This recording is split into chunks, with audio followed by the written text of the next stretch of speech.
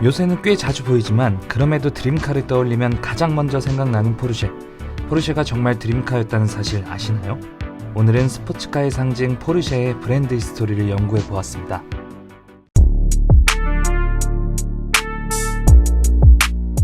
포르쉐는 폭스바겐의 자회사로 스포츠카 등 자동차를 제조하는 기업입니다. 폭스바겐 그룹은 화려한 라인업을 자랑하는데요. 포르쉐를 포함하여 부가티, 벤틀리, 아우디, 람보르기니 등 쟁쟁한 자동차 회사가 모두 한 식구입니다. 본사는 독일 슈투트가르트에 있습니다. 포르쉐는 1931년 오스트리아 헝가리 제국의 천재 공학 박사였던 페르디난트 포르쉐가 그의 동업자들과 함께 설립한 작은 회사에서 출발합니다. 포르쉐는 처음부터 차를 생산하는 회사는 아니었습니다. 자동차 개발 컨설팅을 하는 회사였는데요.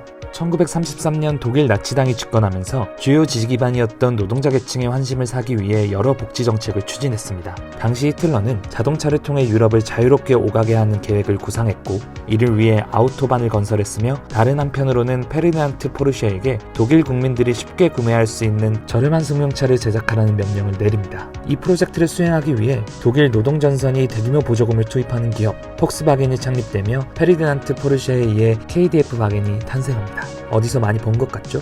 네, 후에 역대급 성공을 거두게 되는 비틀의 전신입니다. 이후 제2차 세계대전에서 군용 차량뿐만 아니라 전차도 개발하는데요. 1945년 제2차 세계대전 종전 후 페르디난트 포르쉐는 전범으로 체포되어 징역형을 받은 뒤 1951년 사망하고, 그의 아들 페리 포르쉐가 뒤를 이어 기울어진 회사를 일으키기 위해 노력합니다. 제2차 세계대전의 전범국이자 패전국으로 전락한 독일은 연합군이 관리하게 되었는데요. 폭스바겐의 공장 역시 영국 장교 이반 허스트 대령에게 넘어갑니다. 이반 허스트 대령은 생계가 막막해진 독일인들을 딱하게 여겨 해당 생산 설비에 노동자들을 모아 독일 주둔 영국군에게 납품할 차량을 생산하도록 배려하는데요. 이렇게 폭스바겐 타이프 1이 탄생했고, 이후 부품 공급망이 점차 정상화되면서 공급을 확대했습니다. 그리고 여러 번의 개량을 통해 그 유명한 비틀이 해외에서 초대박을 칩니다. 이러한 상황에서 페리 포르쉐는 내가 꿈꾸는 차가 현실에 없어서 직접 만들겠다며 1948년 폭스바겐 비틀의 부품을 기반으로 새로운 자동차를 탄생시키는데요. 이것이 바로 포르쉐의 첫 번째 모델 포르쉐 356입니다.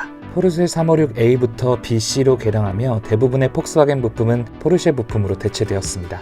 이후 1964년 포르쉐 356으로 자동차 레이싱에서도 상당한 성과를 거둔 포르쉐는 기세를 몰아 6기통 박사 엔진을 장착한 또 하나의 역작 포르쉐 911을 탄생시킵니다. 그런데 성공에 너무 취해 있던 것일까요? 911 이후 무려 20년 동안 다양한 모델을 개발했지만 911의 성과를 뛰어넘지 못했고, 1990년대에 이르러 반등을 하지 못하면서 위험한 위기 상황에 처하게 됩니다.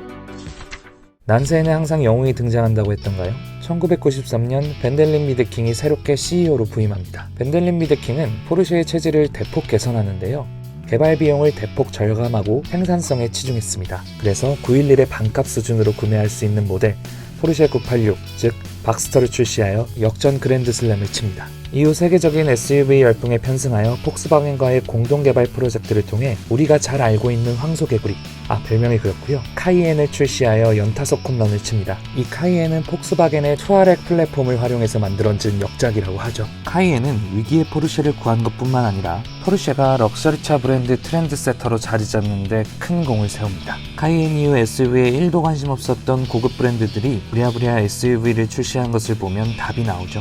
박스터와 카이엔의 연이은 성공으로 거대한 부를 축적한 포르쉐. 협력관계였던 폭스바겐을 인수하려는 시도를 하는데요. 당시 포르쉐의 대주주 중 하나였던 노르웨이 투자청의 반대, 독일 정부와 EU의 곱지 않은 시선, 여기에 2008년 금융위기의 여파로 오히려 폭스바겐 AG에 인수됩니다. 그러나 한꺼풀 벗겨보면 폭스바겐 그룹 지분의 절반 이상을 포르쉐 SE가 보유하고 있기 때문에 결국 포르쉐 일가의 권한을 더 키우기 위한 완전한 가족 기업으로 만들기 위한 액션이었다는 해석이 많습니다. 당시 폭스바겐 그룹의 감독이사의 의장이 페리 포르쉐의 조카 페르디난트 PA였으니 대충 그림이 그려지네요. 포르쉐는 이후 출시하는 모델마다 히트를 치며 현재까지도 승승장구하고 있는데요. 과거 라이센스를 주지 않던 고고한 모습과 달리 최근에는 영화, 게임 등 미디어에도 노출시키며 대중들에게 더 친숙하게 다가가고 있는 모습을 보여줍니다. 포르쉐는 하나하나가 에이스급일 정도로 화려한 라인업을 자랑하는데요. 우선 포르쉐의 상징 911입니다. 1억 5천만 원을 훌쩍 넘는 가격에도 불구하고 전세계 100만 대 이상 팔린 밀리언셀러입니다. 슈퍼카의 타깃이 될 정도로 대단한 성능을 자랑하는 스포츠카의 모범답안입니다.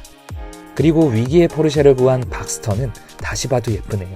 BOXTER이 아니라 BOXSTER인 이유는 박서와 로드스터의 합성을 해서 그렇다고 합니다.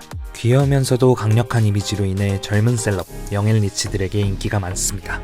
그리고 포르쉐를 먹여살리는 효자, 포르쉐 최초의 SUV 카이엔도 빼놓을 수 없죠. 우리나라만 보더라도 강남 산타페라고 불릴 정도로 자주 볼 수 있는 포르쉐의 스테디셀러라고 할 수 있겠네요. 한 체급 아래의 SUV, 빨간색이 너무나도 잘 어울리는 마칸도 아름답네요.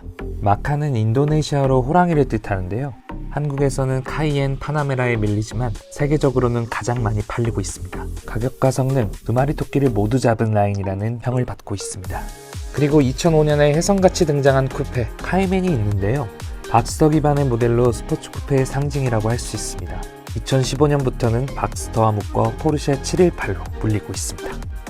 카이엔의 영향을 받아 탄생한 포르쉐 최초의 4도어 세단 파나메라도 굉장히 인기가 많습니다. 포르쉐 특유의 고성능 주행 성능은 유지하면서 동시에 세단의 안락함을 제공하며 우리나라 등 아시아에서 큰 인기를 얻고 있습니다. 개인적으로 제 드림카이자 포르쉐 최초의 순수 전기 세단 미션 E, 타이칸도 너무 예쁘네요. 타이칸은 튀르키예어로 건강한 말이라는 뜻을 담고 있습니다. 이름도 어쩜 이렇게 멋진 걸까요? 꿈에 그리던 차가 없어 직접 만들어 꿈을 실현시킨 낭만이 있는 차 포르쉐. 100년 가까이 럭셔리 스포츠카의 품격을 유지하고 있는 포르쉐. 앞으로 그려질 포르쉐 자동차의 미래가 굉장히 기대됩니다. 오늘은 포르쉐를 연구해 보았습니다. 다음에도 재미있는 브랜드를 연구해 보겠습니다. 즐거우셨다면 구독과 좋아요 부탁드립니다. 그럼 안녕히 계세요.